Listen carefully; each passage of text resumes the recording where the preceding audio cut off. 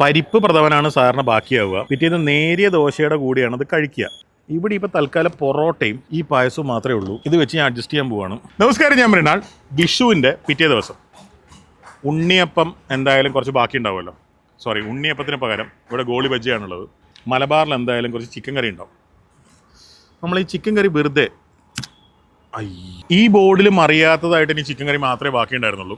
ഇതെന്ന് പറയുന്നത് ചായ കുടിക്കാനും എല്ലാം ഉപയോഗിക്കുന്ന മറ്റേ പഴയ വായനശാലയിൽ ഒരു ബാബുവേട്ടനോ അല്ലെങ്കിൽ ആരെങ്കിലും ഉണ്ടാവുമല്ലോ, ആരടാ മറ്റേ ബോർഡിൻ്റെ സൈഡിൽ ചായ വെച്ച് നിൽക്കുക. ഇവിടെ അങ്ങനെ ആരുമില്ല. തെളിവ് നശിപ്പിക്കൽ അത്ര എളുപ്പമല്ല കേട്ടോ ചിക്കൻ കറി വെച്ചിട്ട്. മലബാറിലാണെങ്കിൽ ഉറപ്പായിട്ടും പിറ്റേന്ന് ചിക്കനോ, പിറ്റേന്നല്ല വിഷുവിന് തന്നെ ചിക്കനോ ബീഫോ ഒക്കെ ഉണ്ടാവും. നമ്മുടെ കയ്യിൽ ധാരാളം കറികളുണ്ട്. ഉണ്ണിയപ്പത്തിന് പകരം ഗോളി ബജ്ജി ചെറുതായിട്ട് ഈ ചിക്കൻ്റെ കൂടെ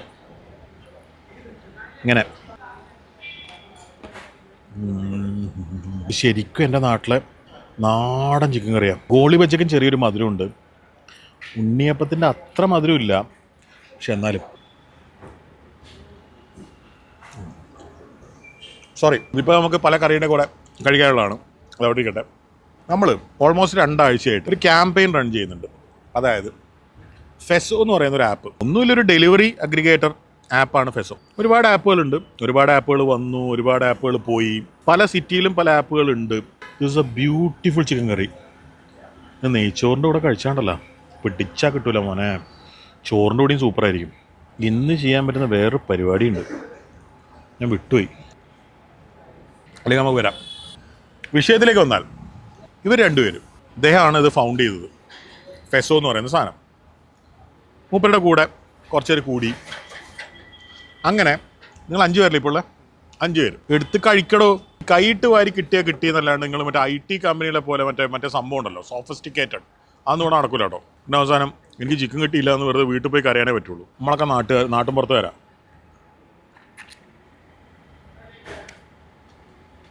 കറിയെടുക്കുക, അതിൽ മുക്കി തിന്ന്. ഒരു IT-ക്കാരെ കൊണ്ട് സ്റ്റാർബക്സിലാന്ന് നിങ്ങൾക്ക് അറിയാമല്ലോ എങ്ങനെ എന്ത് ചെയ്യണമെന്ന്. അവിടെ പോയി അമ്മക്കറിയില്ല എന്ത് ചെയ്യണമെന്ന്, വേറെ പ്രശ്നം. ഞാൻ പറഞ്ഞു വന്നത്, ഈ സാധനങ്ങളെല്ലാം കോക്കോ കിൻ എന്ന് പറയുന്നത് നമ്മുടെ ബ്രാൻഡിലാണ് ഉള്ളത്. റൈസോ പേർഷ്യ എന്ന് പറയുന്നത് നമ്മുടെ ബ്രാൻഡിൽ ഉള്ളത്. ബിരിയാണി, ഗീ റൈസ്, അതുപോലുള്ള പരിപാടികളാണ്. ഇവരൊരു ദിവസം വന്നിട്ട് പറഞ്ഞു, ഞങ്ങളും ഇവിടുത്തെ ഡെലിവറി ആപ്പുകളുണ്ടല്ലോ അതിൻ്റെ കൂട്ടത്തിൽ നമ്മളും കൂടാം. ഞാൻ പറഞ്ഞു നിങ്ങളും കൂടിക്കോ. അവർ പറഞ്ഞു ഞങ്ങളുടെ ആപ്പിന് അങ്ങനെ വലിയ പേരൊന്നുമില്ല, പുതുതായിട്ട് തുടങ്ങിയതാണ്, നമുക്കൊരു ക്യാമ്പയിൻ തുടങ്ങാം. അപ്പം അങ്ങനെ ഞങ്ങൾ ആലോചിച്ച് വന്നൊരു ക്യാമ്പയിനാണ്. ആ ആപ്പ് ഗൂഗിൾ പ്ലേ സ്റ്റോറിൽ നിന്നോ ആപ്പ് സ്റ്റോറിൽ നിന്നോ ഡൗൺലോഡ് ചെയ്തിട്ട് ഫസ്റ്റ് ഓർഡർ നമ്മുടെ റൈസോ പേർഷ്യൻ ചെയ്താൽ, അത് ഇവിടെയും ചെയ്യാം, തൃപ്പൂണിത്തുറയിലും അല്ലേ, half dum biryani free. Delivery ചാർജും പിന്നെ പാക്കിംഗ് ചാർജ്, പ്ലാറ്റ്ഫോം ഫീ, പാക്കിംഗ് ചാർജ് കൊടുത്താൽ മതി. ഈ ഡെലിവറി ചാർജ് എന്ന് പറഞ്ഞാൽ 1 കിലോമീറ്ററിന് 8 രൂപ കൊടുത്താൽ മതി, താർക്കാം. Biryani fully free. ഇപ്പം നമ്മൾ തമ്മിലൊരു അറേഞ്ച്മെൻറ്റ് ഉണ്ടാക്കി നമ്മളത് സെറ്റ് ചെയ്ത് 100 കണക്കിന് ആൾക്കാർ. ഇത് ബീഫും കൂർക്കയാണേ. ഇതിൻ്റെ ഇടയിൽ നിന്ന് കൂർക്ക പറക്കി തന്ന നല്ല രസമാണ്. 100 കണക്കിന് ആൾക്കാർ വാങ്ങിച്ചില്ലേ ഫ്രീ ആയിട്ട്. 500 പ്ലസ് ഡെലിവറി, ഫ്രീ ബിരിയാണി നമ്മൾ കൊടുത്തു കഴിഞ്ഞു. ഫ്രീ ബിരിയാണി കൊടുത്തവർ ആരും കാര്യമായിട്ട് ആരോടും പറഞ്ഞില്ല ഇങ്ങനെ കൊച്ചിയിലൊരു സ്റ്റാർട്ടപ്പ് ആപ്പ് ഉണ്ട്, അവരിങ്ങനത്തെ സംഭവം കൊടുക്കുന്നുണ്ട്, അവർ ഉഷാറാണ് ഇന്ന് പൊതുവെ ആരോടും പറഞ്ഞില്ല. വളരെ അപൂർവം ആൾക്കാരെ പറഞ്ഞുള്ളൂ അല്ലേ. പക്ഷേ ഇത് എന്തോ കാരണങ്ങൾ കൊണ്ട് ആപ്പിലെ ചില കൺഫ്യൂഷൻസ് ആവാം, അല്ലെങ്കിൽ പേയ്മെൻറ്റ് ഗേറ്റ് വേ ആവാം, അതാവാം ഇതാവാം. അങ്ങനത്തെ സിറ്റുവേഷനിൽ കിട്ടാത്ത ആൾക്കാരില്ലേ, അവർ നടത്തിയൊരു നെഗറ്റീവ് ക്യാമ്പയിൻ ഉണ്ട്. സഹിക്കാൻ പറ്റില്ല. നിങ്ങളെങ്ങനെ എടുത്തത് എനിക്കറിയില്ല. ഞാൻ കണ്ടിട്ട് ഞാൻ ഞെട്ടിപ്പോയി. കുറച്ച് 20s പിള്ളേർ വലിയ മല പോലത്തെ IT കമ്പനികളുമായിട്ട് കോമ്പീറ്റ് ചെയ്തിട്ട് കൊച്ചി ബേസ് ചെയ്തിട്ട് ഒരു കേരള സ്റ്റാർട്ടപ്പ് ചെയ്യുകയാണ്. അവർ ഫ്രീ ബിരിയാണി കൊടുക്കുകയാണ്. അതിനെതിരെ വന്ന ക്യാമ്പയിൻ നമുക്ക് ചിലപ്പോൾ സംശയം തോന്നും, വേറെ ആരെങ്കിലും പൈസ കൊടുത്ത് ഇവരെ കൊണ്ട് പറയിക്കുന്നതാണോ. ഞാനെന്നിട്ട് ഇവരോട് ചോദിച്ചു, ഇതെന്താ മക്കളെ ഇങ്ങനെ? ഇവർ പറയുന്നതെന്ന് വെച്ച് കഴിഞ്ഞാൽ, എൻ്റെ പൊന്നേട്ടാ, സ്വന്തമായിട്ടൊരു സ്റ്റാർട്ടപ്പ് അമേരിക്കയിലൊക്കെ ഭയങ്കര എളുപ്പമാണെന്നൊക്കെ നാട്ടുകാർ പറയും. ഇന്ത്യയിലൊരു സംഭവം, പ്രത്യേകിച്ച് കേരളത്തിലൊരു സംഭവം തുടങ്ങണമെങ്കിൽ എതിർപ്പ് തുടങ്ങുന്നത് സ്വന്തം കൂട്ടുകാരുടെ ഇടയിൽ നിന്ന്, വീട്ടുകാരുടെ ഇടയിൽ, നാട്ടുകാരുടെ ഇടയിൽ നിന്ന്. ഇതാണ് ഇതിന് ഇൻട്രൊഡക്ഷൻ. ഞാൻ ഇനി ഭക്ഷണം കഴിക്കാം, ഇവർ പറയും. ആദ്യം ചുമ്മാ ഒരു ഡെലിവറി ആയിട്ട് ഒന്ന് നോക്കാം എങ്ങനെ ഉണ്ടാവുമെന്നൊന്ന് അറിയാമെന്ന് വിചാരിച്ചാൽ തുടങ്ങിയത്. അപ്പം ഞങ്ങൾക്കൊരു കാറ്ററിങ് കിട്ടി. ആളെ കിട്ടാനുള്ള ബുദ്ധിമുട്ടും എല്ലാം ഉണ്ടായിരുന്നു. അങ്ങനെ പോയി. ആദ്യം ഞങ്ങളൊക്കെ തന്നെ ഓടിയത്. ഞങ്ങൾ ഓടി. എന്നിട്ട് പയ്യെ ആളെടുക്കണം എങ്ങനെയാണെന്ന് വെച്ചാൽ നമ്മൾ തന്നെ സ്റ്റേയും ഫുഡും പ്രൊവൈഡ് ചെയ്യണം. എന്നാലേ ആൾ വരുള്ളൂ. അല്ലെങ്കിൽ ഡെലിവറിക്ക് ആൾ വരുള്ളൂ. നമ്മൾ അപ്പോൾ അവർക്ക് എങ്ങനെയാണെന്ന് വെച്ചാൽ സാലറിയും കൊടുക്കും, വണ്ടിയും ഞങ്ങളെ കൊടുത്തത്. വന്ന ആൾക്ക് സത്യം പറഞ്ഞാൽ ഒരു ചിലവുമില്ല. താമസം പാടല്ല ഞങ്ങൾ കൊടുക്കും. ഫുഡ് കാറ്ററിംഗിൽ നിന്ന് തന്നെ ഞങ്ങൾ അറേഞ്ച് ചെയ്തു. വണ്ടി ഞാനിപ്പോൾ ഉപയോഗിക്കുന്ന ഞങ്ങളുടെ 2 വണ്ടികളുണ്ട്, ഇലക്ട്രിക് വണ്ടികൾ. ഞങ്ങൾ അതിന് വേണ്ടി എടുത്താൽ ആ വണ്ടി പ്ലസ് അയാൾക്കൊരു 16,000 ടൂ വീലർ പ്ലസ് അയാൾക്കൊരു 16,000 സാലറി ഞങ്ങൾ പ്രൊവൈഡ് ചെയ്തു. പറയുമ്പോൾ 1 മണിക്കൂർ വർക്കേ ഉള്ളൂ. 3 നേരം ഡെലിവറി. ഈ പറയുന്ന രാവിലെ, ഉച്ചയ്ക്ക്, വൈകിട്ട് 3 നേരം കാറ്ററിംഗിന് ബ്രേക്ക്ഫാസ്റ്റ്, ലഞ്ച്, ഡിന്നർ ഡെലിവറി ചെയ്യണം. ഒരു നേരം ഏകദേശം ടോട്ടൽ ഒരു നേരം ഒരു 80 പൊതിയോളം ഉണ്ടാവും. അത് നമ്മൾ 4ആയിട്ട് വീതിച്ച് അങ്ങനെയാണ് ഞങ്ങളിത് കൊടുത്തുകൊണ്ടിരുന്നത്. അതിൽ നിന്നാണ് ഞങ്ങളിത് ഒരു റവന്യൂ കണ്ടെത്തി തുടങ്ങിയത്. ഞങ്ങൾ അതിൽ നിന്നാണ്. കാരണം ഇവിടെ ഇത്രയും പരം ഡെലിവറി ആപ്പുകളും ഫുഡ് ഡെലിവറി ആപ്പുകളും അല്ലെ ഡെലിവറി സർവീസ് മാത്രം ചെയ്യുന്ന സംഭവങ്ങൾ ഉണ്ടായിട്ട് പോലും അങ്ങനെ ഒരു കാറ്ററിങ്ങിന് ഞങ്ങളെ കോൺടാക്ട് ചെയ്യേണ്ടി വന്നു. ഞങ്ങളിവിടെ ചെറുതായിട്ട് ലോണ്ടറിയും കടകളിൽ നിന്ന് സാധനങ്ങൾ മേടിച്ച് വീട്ടിൽ കൊണ്ട് കൊടുക്കുന്ന ചെറിയ പിക്കപ്പും ഡ്രോപ്പും സർവീസ് തുടങ്ങിയ ഞങ്ങളുടെ അടുത്ത് ഇങ്ങനെ ഒരു വലിയൊരു കാറ്ററിംഗ് വന്നിട്ട് നിങ്ങൾ ഈ 3 നേരത്തെ ഡെലിവറി ചെയ്ത് തന്നെ എന്ന് പറയേണ്ട ഒരു അവസ്ഥ വന്നു. ഞങ്ങളത് കൊച്ചിയിലെ ഏറ്റവും ചെറിയ പീസ് റേറ്റിലാണ് ഞങ്ങൾ ചെയ്ത് കൊടുത്തത്. പീസ് റേറ്റ് എന്ന് പറഞ്ഞാൽ ഒരു കവറിന് ഞങ്ങൾ ആകെ വാങ്ങിയത് 25 രൂപ. അങ്ങനെ നമുക്ക് അതിൽ നിന്നൊരു എമൗണ്ട് കിട്ടും. അപ്പോൾ അതുകൊണ്ട് ഞങ്ങൾ ആ ഒരു പീസ് റേറ്റിലാണ് ഞങ്ങൾ ചെയ്ത് കൊടുത്തത്. അതിൽ നിന്ന് ഞങ്ങൾക്കൊരു 50,000 to 60,000 പ്രോഫിറ്റ് ഉണ്ടാക്കാൻ കഴിഞ്ഞു. ഇതെല്ലാം കഴിഞ്ഞ് ഇവർക്ക് സാലറി കൊടുത്ത് മന്ത്ലി ഞങ്ങൾക്കൊരു 40,000 to 50,000 പ്രോഫിറ്റ് ഉണ്ടാക്കാൻ ഞങ്ങൾക്ക് കഴിഞ്ഞു. ടേൺ ഓവർ ഏകദേശം ഒരു അതിൽ നിന്നായിരുന്നു ഞങ്ങളുടെ തുടക്കം. അത് ഞങ്ങൾ ഏതാണ്ട് 2.5 കൊല്ലം അടിപൊളിയായിട്ട് പോയി. അതിൻ്റെ ഇടയിൽ വന്നൊരു തോട്ടാണ് ഇത്രയും ഡെലിവറി ആപ്പ് ഉണ്ടായിട്ടും ഞങ്ങളിങ്ങനെ ആൾക്കാർ ഡിപ്പെൻഡ് ചെയ്യുന്നുണ്ട്. അപ്പോൾ എന്തുകൊണ്ട് ഞങ്ങൾക്ക് ഞങ്ങളുടെ ആപ്പിൽ കൂടെ ഒരു 150 അല്ലെങ്കിൽ ഒരു 180 ഡെലിവറീസ് ഞങ്ങളുടെ ആപ്പിൽ കൂടെ ഞങ്ങൾക്ക് വന്നു കഴിഞ്ഞാൽ ഈ സെയിം എമൗണ്ട് നമുക്ക് കുറച്ചുകൂടെ ഒരു ഇതിൽ. കാരണം ഇതെന്ന് പറയുമ്പോൾ ഈ ഡെലിവറി പാർട്ട്നേഴ്സ് വന്നവർക്ക് ആർക്കും യാതൊരു കമ്മിറ്റ്മെൻറ്റ്സും ഇല്ല. അവർ നാളെ വന്നിട്ട് ശമ്പളം 1-ാം തീയതി കൊടുത്തു കഴിയുമ്പോൾ തന്നെ ചേട്ടാ നാളെ നിർത്തണയാണ്. സോ ഞങ്ങളവിടെ ബ്ലാങ്കായി പോവുക. പിന്നെ ഞങ്ങൾ ഇറങ്ങി ഓടും. പക്ഷേ ഇവിടെയുള്ള ഡെലിവറി അഗ്രിഗേറ്റേഴ്സ് അങ്ങനെയല്ലല്ലോ. സിസ്റ്റം എങ്ങനെയാണെന്ന് വെച്ചാൽ ഇന്ന് നാളത്തേക്കുള്ള കാശിൻ്റെ പാതി കാശ് ഇന്ന് കൊടുക്കത്തുള്ളൂ. ജസ്റ്റ് ഇപ്പോൾ ഒരു 1,000 റുപ്പീസിന് ഞാനും ആ ഡെലിവറി പാർട്ണറും തമ്മിൽ ഓക്കെ പറയുകയാണെങ്കിൽ നാളെ വന്നാൽ മാത്രമേ അദ്ദേഹത്തിന് ആ 1,000 റുപ്പീസും കിട്ടത്തുള്ളൂ. അല്ലെങ്കിൽ 300 വലിയ കമ്പനികൾ 300 റുപ്പീസേ കൊടുക്കത്തുള്ളൂ പെട്രോൾ കാശ്. നാളെ രാവിലെ പെട്രോൾ അടിക്കാനുള്ള ഒരു കാശ് കൊടുക്കും. നമ്മൾ സാലറിയിലായിരുന്നു തുടങ്ങിയിരുന്നത്. അപ്പോൾ 16,000 അയാൾക്ക് 1-ാം തീയതി ജാനുവരി 1 അല്ലെങ്കിൽ ഫെബ്രുവരി 1-ാം തീയതി അയാളുടെ അക്കൗണ്ടിൽ വീഴും. അത് വീണ് കഴിയുമ്പോൾ 2-ാം തീയതി അല്ല 1-ാം തീയതി ഉച്ച കഴിയുമ്പോൾ പറയുന്നത് ചേട്ടാ ഞാൻ നിർത്തണയാണ്, ഞാൻ എൻ്റെ ബ്രദറിൻ്റെ കല്യാണത്തിന് ഷർവാണി വാങ്ങാൻ വന്ന, അപ്പോൾ അതിനുള്ള ഫണ്ടായി ഞങ്ങൾ നിർത്തണയാണ്. നമ്മളപ്പോൾ അതിൻ്റെ പുറകിലിടുന്ന എഫേർട്ട് എന്ന് പറഞ്ഞാൽ ഈ റൂട്ട് തിരിച്ച് നമ്മളൊരു 4-5 മാസം അല്ലെങ്കിൽ 2 മാസത്തോളം ഇയാൾക്ക് പറഞ്ഞു കൊടുക്കും ഇങ്ങനെയാണ് ഓടേണ്ടത്, ഇതാണ് വീട്, ഇങ്ങനെ കൊണ്ട് കൊടുക്കും. അതെല്ലാം പഠിപ്പിച്ചിട്ടായിരിക്കും അയാൾ 2 മാസത്തെ ട്രെയിനിങ് കഴിഞ്ഞിട്ടായിരിക്കും അയാൾ ഓടാൻ കയറണത്. പക്ഷേ വീട്ടിൽ നിന്ന് ജോലി കളയുന്നതിൻ്റെ എല്ലാ തരത്തിലുള്ള പ്രഷറും ഉണ്ടായിരുന്നു. കാരണം ഇപ്പം എൻ്റെ വീട്ടിൽ ഞാൻ മാത്രമേ ഉള്ളൂ, അച്ഛനമ്മ. ഞാൻ IT കമ്പനിയിലായിരുന്നു, അക്കൗണ്ട്സിലായിരുന്നു, ഇൻഫോ പാർക്കിൽ. അപ്പോൾ അത് ഒരു പോയിന്റ് എത്തി. ഞാനൊന്നെങ്കിൽ ഇത് ഞങ്ങൾ തുടങ്ങി ആപ്പ് ഡെവലപ്പേഴ്സിൻ്റെ അടുത്ത് ആപ്പിൻ്റെ ഐഡിയ കൊടുത്തു, എല്ലാം കൊടുത്തു, അത് റെഡിയായി. ഈ ആപ്പ് ഡെവലപ്പ് ചെയ്യാൻ എത്ര രൂപ ഇതുവരെ ചിലവാക്കിയിട്ടുണ്ടോ? 15 ലക്ഷത്തിൻ്റെ മുകളിൽ ചിലവായിട്ടുണ്ടോ. വീട്ടിൽ ഞാൻ വീട്ടിൽ പറയണേ ഇങ്ങനെ ജോലി നിർത്തണയാണ്, അല്ലെങ്കിൽ ഇത് മുന്നോട്ട് പോവില്ല. നമ്മൾ ആരെങ്കിലും ഒരാൾ, ഇപ്പം എൻ്റെ കൂടെയുള്ള പാർട്ട്നേഴ്സ് എല്ലാവരും കുറച്ചുകൂടി ഹൈ പോസ്റ്റിൽ ജോലി ചെയ്യുന്ന ആൾക്കാരാണ്. അപ്പോൾ ആ റിസ്ക്, പിന്നെ ഞാനാണല്ലോ ഫൗണ്ടർ. അപ്പം എൻ്റെ മനസ്സിൽ ഞാൻ തന്നെ ആ റിസ്ക് എടുക്കണം എന്നുണ്ടായിരുന്നു. സോ ഞാൻ തന്നെ ജോലി കളഞ്ഞ് ഞാൻ തന്നെ ഇതിനകത്തോട്ട് ഇറങ്ങണമെന്ന്. അങ്ങനെയാണ് ഞങ്ങൾ ഫെസോ എന്ന് പറയുന്നൊരു പരിപാടി ലോഞ്ച് ചെയ്യാമെന്ന് തീരുമാനിച്ചു. ആൻഡ് ലാസ്റ്റ് ഇയർ ഒക്ടോബറിൽ ഞങ്ങളൊരു ചെറിയൊരു ഓഫീസ് സ്പേസ് എടുത്തു. ബേസിക് ആയിട്ടുള്ള ആൾക്കാർ, അക്കൗണ്ട്സിലും സെയിൽസിലോട്ടും ആൾക്കാരെ ഹയർ ചെയ്തു തുടങ്ങി. ഈവൻ റെസ്റ്റോറൻറ്റ്സിൻ്റെ സൈഡിൽ നിന്ന് ശരിക്കും ഒരു പോസിറ്റീവ് ഇതാണ് കിട്ടിയത്.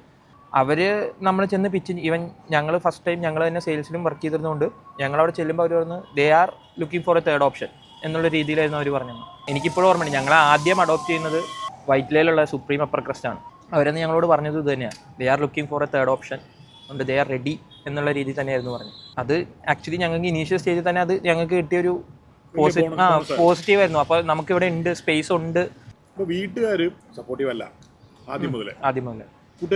എല്ലാവരും എൻ്റെ പ്രായക്കാരൊക്കെ തന്നെയാണ്. അപ്പം എല്ലാവരും ഒരു ജോലിയിലോട്ട് എത്തുന്നതോ 5,000-10,000 രൂപ ഇപ്പം എൻ്റെ ഒരു ആവശ്യത്തിന് ഞാൻ ചോദിക്കുമ്പോൾ എനിക്കൊരു 2000 രൂപ അങ്ങനെയൊക്കെ തരാറുണ്ട് ആൾക്കാരുണ്ട്. തരാറുണ്ട്.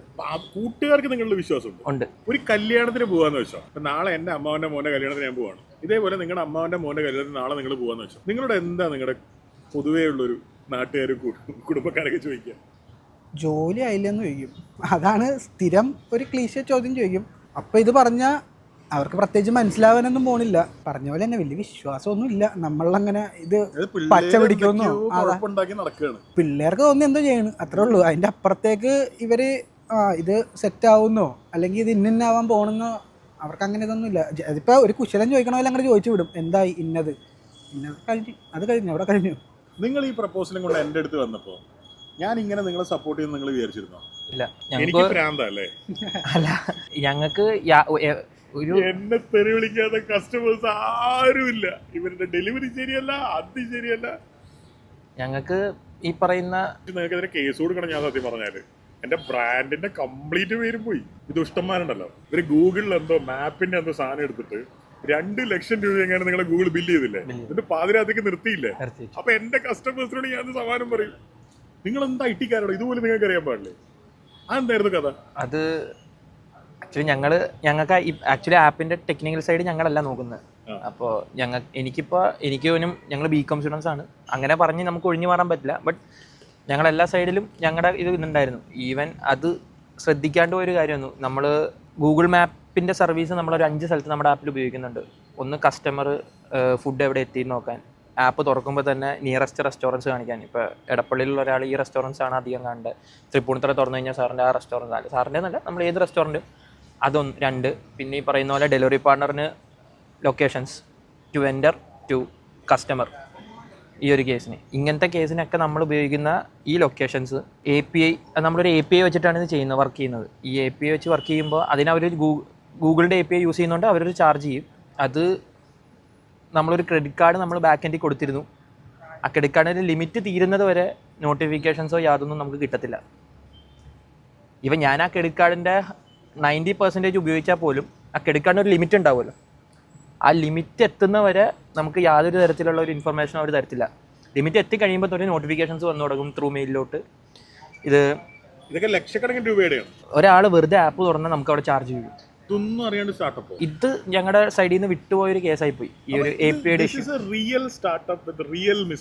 അതെ, ഞങ്ങൾ ഒരു കാര്യം ഞങ്ങൾ പറഞ്ഞു, ഞങ്ങളിപ്പോൾ ഇവിടം വരെ എന്തെങ്കിലും ഇവിടം വരെ എത്തിയിട്ടുണ്ടെങ്കിൽ ഞങ്ങൾ വന്ന അബദ്ധങ്ങൾ അത് റെഡിയാക്കി ഇവിടം വരെ എത്തിയതാ. പക്ഷെ ഓരോ അബദ്ധവും ലക്ഷക്കണക്കിന് രൂപയാണ്.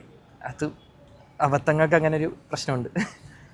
കാരണം തുടങ്ങിയ പരിപാടി കുറച്ച് വലുതായതുകൊണ്ട് ഈ പറയുന്ന ഒരു എഫക്റ്റ് ഞങ്ങളെ ബാധിച്ചു.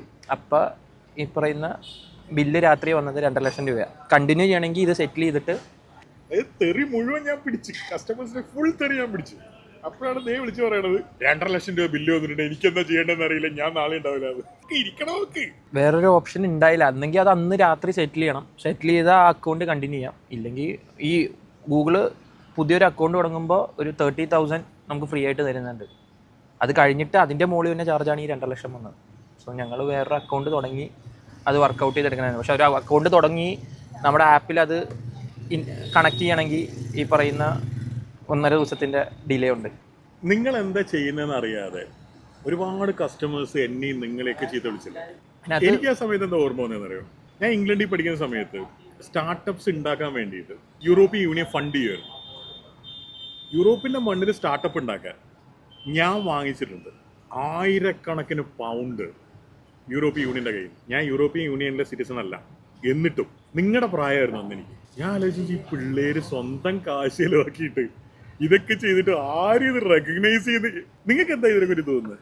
റെക്കഗ്നൈസേഷൻ ഞങ്ങളിപ്പോൾ പ്രതീക്ഷിക്കുന്നില്ല. നമ്മളിത് തുടങ്ങി, ഓക്കെ, ഇത് തുടങ്ങി നമുക്കറിയത് ഹെയ്റ്റും സപ്പോർട്ടും നമുക്ക് വരുന്നറിയാം. ഈവൻ കസ്റ്റമേഴ്സിൻ്റെ സൈഡിൽ നിന്നാണേലും മെയിനായിട്ട് ഇപ്പോൾ ഞങ്ങൾക്ക് ഇപ്പോൾ സാറ് പറഞ്ഞ പോലെ തെറി കേട്ടു. ഈ തെറി മെയിനായിട്ട് കേട്ടത് ഇന്ന സ്ഥലത്തോട്ട് ഡെലിവറി ഇല്ല എന്ന് പറഞ്ഞിട്ടാണ് അവർ നമ്മളെ തെറി പറയുന്നത്. ഞങ്ങൾ ഉദ്ദേശിക്കുന്നത് നമ്മളൊരു ഹോട്ടലിന് 10 to 15 കിലോമീറ്റർ റേഡിയസ് കൊടുക്കുന്നത്, ഹോട്ടലിൽ നിന്ന് കിട്ടുന്ന സാധനം എത്രയും വേഗം കസ്റ്റമറിൽ എത്തിക്കുക, അത് അവിടെ ഉണ്ടാക്കുന്ന അതേ ക്വാളിറ്റിയിൽ കസ്റ്റമറിന് കിട്ടുക എന്നുള്ളതാണ്.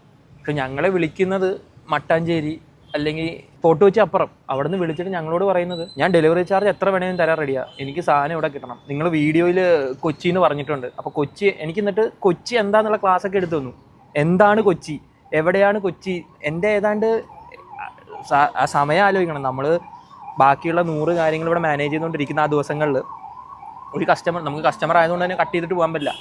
കസ്റ്റമർ വിളിച്ചിട്ട് പറയുന്നതാണ്, ഇതാണ് കൊച്ചി, നീ മൊത്തം കേക്ക് വച്ചിട്ട് പോകരുതെന്ന് പറഞ്ഞ് എന്നോട് ഒരു ക്ലാസ് മൊത്തം എടുത്ത് തന്നെയാണ്. ഏതാണ്ട് ഒരു 35 മിനിറ്റ്സോളം ആ ഒരു ക്ലാസ് പോയി. അതായത് ഈ മനുഷ്യന് 35 മിനിറ്റ്സ് നിങ്ങൾക്ക് വേണ്ടി നിങ്ങളോട് സംസാരിച്ചിട്ടുണ്ടാവും, കുറെ എന്റെ സ്റ്റാഫിനോട് സംസാരിച്ചിട്ടുണ്ടാവും. അപ്പൊ ഒരു 2 മണിക്കൂർ ചെലവാക്കി. അപ്പൊ ബേസിക്കലി ഈ മനുഷ്യൻ തൊഴിൽ രഹിതനാണ്, ഒന്നും ചെയ്യാനില്ല അയാൾക്ക്, അല്ലേ? അപ്പൊ അയാളോ ഒന്നും ചെയ്യുന്നില്ല, എന്തെങ്കിലും ചെയ്യാൻ ശ്രമിക്കുന്ന ആളത് ചെയ്യാൻ സമ്മതിക്കുന്നുമില്ല. അത് നമ്മൾ മലയാളികൾ ഇങ്ങനെ ആയി കഴിഞ്ഞാണല്ലോ നമുക്ക് നല്ല ഭാവി ഉണ്ടാവും. എനിക്ക് ആക്ച്വലി അന്ന് അതാ തോന്നി. ഈവൻ സാർ ആലോചിച്ചു, നമ്മൾ ഇനി 2 വീലറിലാണെങ്കിൽ പോലും ഈ ബ്ലോക്കിൽ ഈ പറയുന്ന ഒരു പോർഷനിലോട്ട് എത്തുമ്പോൾ 1 hour ഡെലിവറി ചെയ്യാൻ പറ്റത്തില്ല. ഈവൻ ഗവൺമെന്റ് റൂളുണ്ട്, പാക്ഡ് സാധനം 2 hours കൺസ്യൂം ചെയ്യണം. അപ്പം നമ്മളൊരു 1 hourനുള്ളിലെങ്കിലും അത് അവിടെ എത്തിക്കണം. നമുക്കിത് 1 hour എത്തിക്കാൻ പറ്റാത്തതുകൊണ്ടും ഇവിടുത്തെ ബ്ലോക്കും കാര്യങ്ങളും ഇതൊക്കെ എത്ര പറഞ്ഞാലും മൂപ്പര് സമ്മതിക്കാൻ തയ്യാറില്ല. തോൽവികളായിട്ടുള്ള ഒരുപാട് പേരുണ്ട് എന്നുള്ളത്. ബേസിക്കലി ഒന്നും ചെയ്യാനില്ലാതെ മണിക്കൂറുകൾ ചെലവാക്കാനുള്ള ഒരു പണിയും ചെയ്യാത്ത, എന്നാൽ ബാക്കിയുള്ളവർ ഒരു പണിയും ചെയ്യാൻ സമ്മതിക്കാത്ത തോൽവികളായിട്ടുള്ള ആൾക്കാരുണ്ട് എന്നുള്ളത് നമുക്ക് എന്തായാലും മനസ്സിലായി. എനിക്കതൊരു പണ്ടേ ഒരു പ്രശ്നമല്ല. നിങ്ങൾക്ക് അതൊരു പ്രശ്നമായിട്ട് ഫീൽ ചെയ്യുന്നുണ്ടോ? ഇല്ല, കാരണം അത് പ്രശ്നമായിട്ട് എടുക്കാൻ നിന്നാ പിന്നെ അതിനെ നേരെ ഉണ്ടാവുള്ളൂ. അല്ലാണ്ട് ഇപ്പം അത് കേൾക്കുക, കളയുക, വിടുക, അത്രേ ഉള്ളൂ. നമ്മളിത് തുടങ്ങുമ്പോഴേ ഞങ്ങൾ ഓക്കെയാണ്. ഇപ്പോൾ സാറിൻ്റെ അടുത്ത് നിന്ന് ഒരു ഫ്രീ ക്യാമ്പയിൻ പരിപാടി ചെയ്യുമ്പോൾ ഞങ്ങൾ 2 ഓപ്പർച്യൂണിറ്റി കണ്ടിരുന്നു. നമ്മുടെ ആപ്പിന്റെ ഫുൾ ഡ്രോബാക്സ് നമുക്ക് ചിലപ്പോൾ അറിയാൻ പറ്റും. എന്റെ നെഞ്ചത്തായിരുന്നേ ഉള്ളൂ. അല്ല, ഇന്നസെന്റ് പറഞ്ഞ പോലെ എറിയുമ്പോൾ ഏകദേശം ഈ ഭാഗത്തായിട്ടാണ് ഇവർ എറിയുക. എത്ര ടെസ്റ്റിംഗ് ചെയ്തിട്ടുണ്ടെന്ന് ഞങ്ങൾക്ക് അറിയത്തില്ല. ഞങ്ങൾ മാനുവലി ടെസ്റ്റ് ചെയ്തു, ഞങ്ങൾ ഇറങ്ങി ഓടി ടെസ്റ്റ് ചെയ്തു. ഒരു ദിവസം ഈ കോള് വന്നുകൊണ്ടിരുന്നപ്പോൾ ഞാൻ ഇന്ത്യയിലെ അത്യാവശ്യം വലിയൊരു കമ്പനിയുടെ സീരിയസ് ആയിട്ടുള്ള ഒരു പൊസിഷനിൽ ഇരിക്കുന്ന ഒരു മനുഷ്യന്റെ കൂടെയാണ് എല്ലാം സംസാരിച്ചത്. മൂപ്പരനോട് ചോദിച്ചു എന്താ പ്രശ്നം. അപ്പൊ ഞാൻ പറഞ്ഞു, ഇങ്ങനെ 2 പിള്ളേര് ഇങ്ങനെ പിള്ളേർ സ്റ്റാർട്ടപ്പ് തുടങ്ങിയിട്ടുണ്ട്. അപ്പം അവരുടെ ഒരു സംഭവത്തിന്റെ കാര്യമാണ്. ഇയാളെന്നോട് പറയാം, വെറുതെ അല്ല ഇന്ത്യയിൽ സ്റ്റാർട്ടപ്പ് ഉണ്ടാവാത്തതെന്ന്, ഇതല്ലേ പ്രോത്സാഹനം. എന്നിട്ട് എന്നോട് ചോദിച്ചു, ആക്ച്വലി നിങ്ങൾ ബിരിയാണി ഫ്രീ ആണോ കൊടുക്കുന്നത്? ഞാൻ പറഞ്ഞു, അതെ, ബിരിയാണി ഫ്രീ ആണ്. അപ്പൊ ഫ്രീ കിട്ടുന്ന ബിരിയാണിക്കാണോ ഇയാൾ ഇത്രയും പ്രശ്നം ഉണ്ടാക്കുന്നത്? ഇയാൾക്ക് ആ ബിരിയാണി ഫ്രീ കിട്ടുന്നത്, അയാൾ പൈസ ഒന്നും കൊടുക്കുന്നില്ലല്ലോ, അയാളുടെ പേയ്മെന്റ് ഒന്നും നിങ്ങൾ എടുത്തിട്ടുമില്ല, ഫ്രീ കിട്ടുന്ന ബിരിയാണി കിട്ടിയില്ല, ഇതാണ് ഇയാളുടെ പ്രശ്നം. അപ്പൊ അയാൾക്കത് വേണ്ടാന്ന് വെച്ചാൽ സാറ് ഒരു കാര്യം ഞങ്ങൾ പറയാം, മാറി ഓർഡർ ചെയ്തിട്ട് ഞങ്ങളെ വിളിച്ചവരുണ്ട്.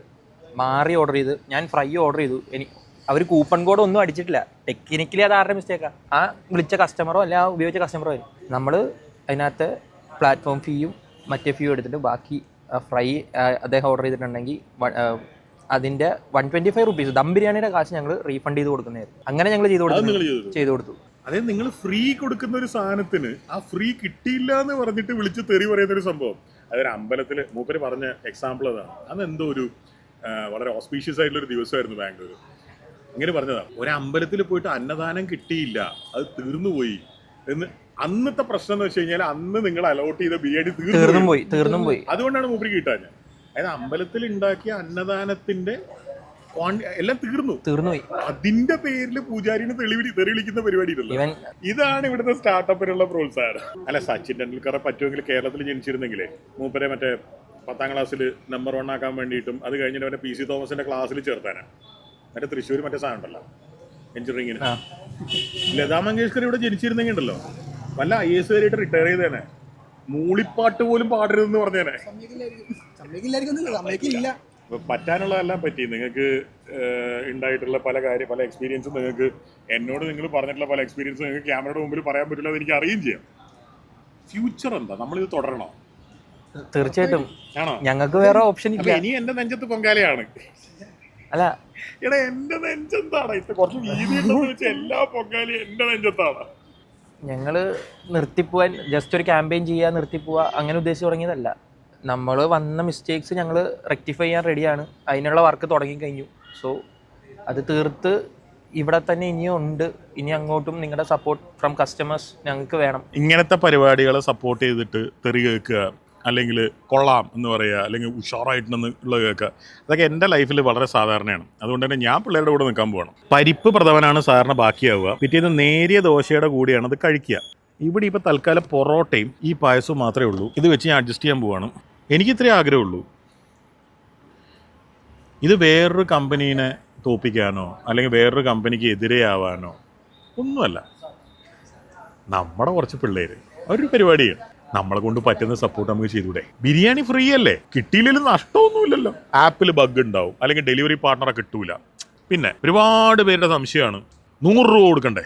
നിങ്ങൾ ഒരുപാട് ദൂരെയാണെങ്കിൽ കൊടുക്കേണ്ടി വരും. ബിരിയാണിക്കല്ല നിങ്ങൾ ആ കാശ് കൊടുക്കുന്നത്, അത് നിങ്ങളുടെ സ്ഥലത്ത് 10-12 കിലോമീറ്റർ ദൂരെ കൊണ്ടുതരുന്നതിനാണ് കൊടുക്കുന്നത് അല്ലേ. പൊറോട്ടയും പായസവും ഒരു രക്ഷയില്ലാട്ടോ. ഇവിടുന്ന് ഒരു 3 കിലോമീറ്റർ ദൂരെയാണ് കസ്റ്റമറെങ്കിലും എത്ര രൂപ ഡെലിവറി ചാർജ് വരും? അതൊരു 50 രൂപയാണ്. 61 GST എല്ലാം കൂടെ 61 രൂപയാണ് നിങ്ങൾ ഇവിടെ തൊട്ടടുത്ത് ഈ പ്രദേശത്തുള്ളെങ്കിൽ നിങ്ങൾക്ക് കിട്ടുക. ഒരു ബിരിയാണി ഫ്രീ കിട്ടും. ഈ 61 രൂപ എന്ന് പറഞ്ഞാൽ വീട്ടിൽ കൊണ്ടുതരാനുള്ള, അല്ലെങ്കിൽ നിങ്ങളുള്ള സ്ഥലത്ത് കൊണ്ടുതരാനുള്ള കാശാണ്. പക്ഷെ ബേസിക്കലി നിങ്ങളൊരു സ്റ്റാർട്ടപ്പിനെ സപ്പോർട്ട് ചെയ്യാണ് അല്ലേ. നമ്മളിവിടെ ഇരുന്നിട്ട് പറയും ഒളിമ്പിക്സിൽ കേരളത്തിൻ്റെ സംഭാവന ഭയങ്കര കുറവല്ലേ, അല്ലെങ്കിൽ ഇന്ത്യൻ ക്രിക്കറ്റ് ടീമിൽ എന്താ ഒരു മലയാളി അങ്ങനെ ഇല്ലാത്ത, കേരളത്തിൽ നിന്ന് എന്തുകൊണ്ട് ഇങ്ങനെ സ്റ്റാർട്ടപ്പുകൾ ഉണ്ടാവുന്നില്ല? എടോ നമ്മൾ പ്രോത്സാഹിപ്പിക്കണോടോ. എടാ എങ്ങനെ ഉണ്ടാവാനാ? വെറുതെ നടക്കുമോ? ഈ പിള്ളേരെ നിങ്ങൾക്ക് നശിപ്പിക്കാം. ഈ നമ്മളെ ചുറ്റുമുള്ള ആൾക്കാർ, ഈ സമൂഹം വിചാരിച്ചു കഴിഞ്ഞാൽ ഈ പിള്ളേരെ നശിപ്പിക്കാം, ഇവരെ ബാങ്ക്രപ്റ്റ് ആക്കാം. ഇവർ ഓൾറെഡി ബാങ്ക്രപ്റ്റ് ആയിരിക്കൂലേ. അപ്പോൾ ഇത് പൊളിക്കാൻ എളുപ്പമാണ്. പക്ഷെ ഒന്ന് സപ്പോർട്ട് ചെയ്ത് കൊടുത്തു നോക്കിയാണ്ടല്ലോ, അപ്പോഴേ അറിയാൻ പറ്റും. ഡേയ്, ഞാൻ നേരത്തെ പറഞ്ഞല്ലോ നമ്മുടെ ബാംഗ്ലൂരിലുള്ള ഒരു മനുഷ്യൻ്റെ കൂടെയായിരുന്നു ഞാൻ. അങ്ങനെ ഇത്രേ പറഞ്ഞുള്ളൂ. അത്രയും ധൈര്യം കാണിച്ചിട്ട് ആ പിള്ളേർ നിൽക്കുമ്പോൾ നമുക്കെന്താ നഷ്ടമുള്ളവരെ സപ്പോർട്ട് ചെയ്യാൻ? നിങ്ങൾക്ക് ഒരു ബിരിയാണി വേണമെന്നുണ്ടെങ്കിൽ നിങ്ങൾ ഏത് പ്ലാറ്റ്ഫോമിൽ എങ്ങനെ ഡെലിവറി ഓർഡർ ചെയ്താലും ഇവർ ചോദിക്കുന്നതിനേക്കാളും കൂടുതൽ കാശ് എന്തായാലും ആവില്ലേ? ഈ ചോദ്യം ഞാൻ ഇയാളോട് ചോദിച്ചപ്പോൾ ഇയാളെന്താ പറഞ്ഞാൽ അറിയാം. ഏതൊരു കസ്റ്റമർ വിളിച്ച് ഇയാളോട് പറഞ്ഞത്രേ, നിങ്ങൾ തുടക്കക്കാരല്ലേ, അപ്പോൾ ആ ചാർജ് നിങ്ങൾ അവരെക്കാളും കുറക്കണ്ടേ, ഒരു വലിയ കമ്പനിയല്ലേ. ഞങ്ങളുടെ ഫസ്റ്റ് വീഡിയോ കയറിയത് ഫ്രീ ഡെലിവറി ആയിരുന്നു. ഞങ്ങൾ മാർച്ചിൽ ഇത് തുടങ്ങി, വർക്ക് ചെയ്യാൻ തുടങ്ങി. ഞങ്ങൾക്കൊരു ഡെയിലി ഒരു 30 to 35 ഓർഡേഴ്സ് വന്നു തുടങ്ങിയായിരുന്നു മാർച്ചിൽ. അപ്പോൾ ഞങ്ങൾ അതിന് കൊടുത്ത ആദ്യത്തെ ഓഫർ ഫ്രീ ഡെലിവറി ആയിരുന്നു. സാറിൻ്റെ വീഡിയോ കയറി കഴിഞ്ഞിട്ട് കറക്റ്റ് ഡേ പറഞ്ഞാൽ April 11th ലാസ്റ്റ് ദിവസം മറ്റേ വീഡിയോയിൽ പോയി കമൻറ്റ് ഇട്ടു, ഇറ്റ്സ് എ ഫേക്ക് ആപ്പ് എന്ന്. അപ്പോൾ ഞങ്ങൾ ആ കമൻറ്റ് ഇപ്പോഴും എടുത്ത് നോക്കിയാൽ കാണാൻ പറ്റും. അപ്പോൾ ഞങ്ങൾ അവരോട് ചോദിച്ചു എന്തുകൊണ്ടാണ്, എന്തെങ്കിലും ഇഷ്യൂ ഉണ്ടെങ്കിൽ കോൺടാക്ട് ചെയ്യുക, ഞാൻ ഞങ്ങളുടെ കസ്റ്റമർ സപ്പോർട്ടിൽ കോൺടാക്ട് ചെയ്യുക, അല്ലെങ്കിൽ നമുക്ക് ഇവിടെ തന്നെ സംസാരിക്കാമെന്ന് പറഞ്ഞു. അപ്പോൾ she is ready to talk there.